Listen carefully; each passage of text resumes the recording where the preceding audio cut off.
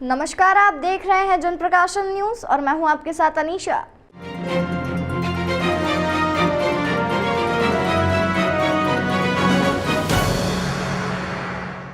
Railway board के chairman और CEO Anil Kumar Lahoti ने बुधवार को इंदौर में मालवा क्षेत्र में चल रही रेल परियोजनाओं की समीक्षा की। इस दौरान पश्चिम रेल के महाप्रबंधक अशोक कुमार मिश्र, रतलाम मंडल के डीआरएम रजनीश कुमार सहित पश्चिम रेलवे के सभी वरिष्ठ अधिकारी सांसद शंकर लालवानी के साथ मौजूद रहे। आपको बता दें, चेयरमैन बनने के बाद लाहोटी का यह पहली बार इंदौर का दौरा रहा। इंदौर पहुंचे रेलवे बोर्ड के सीईओ ने पश्चिम रेलवे द्वारा चलाई जा रही रेल परियोजनाओं की समीक्षा बैठक ली। इसमें बारी बारी से इंदौर से जुड़ी रेल परियोजनाओं के कार्यों की प्रगति पर वरिष्ठ अधिकारियों से चर्चा की गई। समीक्षा के दौरान इंदौर दाहोद रेल परियोजना को जल्द पूरा करने और अन्य बाधाओं को दूर करने पर विचार विमर्श किया गया। इसके साथ ही महू सनावत के बीच किए जा रहे गेज परिवर्तन की समीक्षा भी की गई।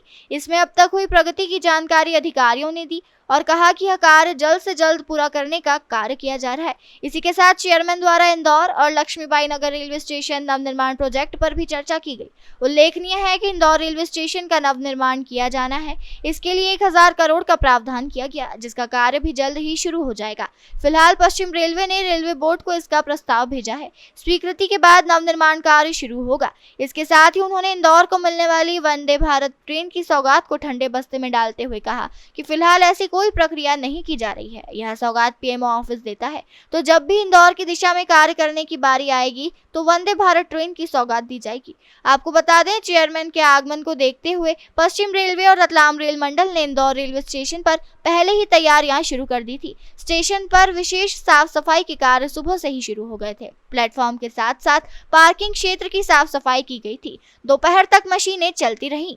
रेलवे बोर्ड के चेयरमैन अनिल लाहोटी जी से मुलाकात हुई और इंदौर के आसपास के जो प्रोजेक्ट है उसमें डिटेल से चर्चा हुई और इस चर्चा में सभी जनरल मैनेजर जो मुंबई से आए, रेलवे के हमारे डीआरएम, सभी सिविल के जो अधिकारी भोपाल मुंबई से आए, सभी लोग थे और एक डिस्कशन, हेल्दी डिस्कशन हुआ। इंदौर के जो प्रोजेक्ट चल रहे हैं उसको लेके हमने उनके प्रति चिंता व्यक्त की। खास करके इंदौर से जो मऊ से जो सनावत वाला ग्रेडिंग वाला है जो कि ब्रॉड गेज होने वाला है, उस पर जो लंबा समय लगा है उसको लेके उनका ध्यान आकर्षित किया है। और दूसरा, इंदौर से जो धावत वाला है उसमें भी जो लंबे समय से हम देख रहे हैं कि गत वर्ष भी बजट पर्याप्त था और पिछले 5-6 महीने पूर्व वर्क ऑर्डर देने के बाद भी जो वर्क प्रोग्रेस नहीं हो रही उसके बारे में चिंता व्यक्त की। और हमने कहा ये जो सिविल के प्रोजेक्ट है वो समय सीमा पे पूरा होना चाहिए। खास करके जो रेलवे स्टेशन का रीडेवलपमेंट वाला है वो भी चूँकि बजट बढ़ने के कारण बोर्ड बैठक में जाएगा, तो ये सभी के लिए उन्होंने कहा है, उन्होंने निर्देश दिए हैं अधिकारियों को, खास करके जनरल मैनेजर सिविल के जो इंचार्ज बम्बई में वो डीआरएम वो हर माह इंदौर में आएंगे और इन प्रोजेक्टों को रिव्यू करेंगे हर माह एक।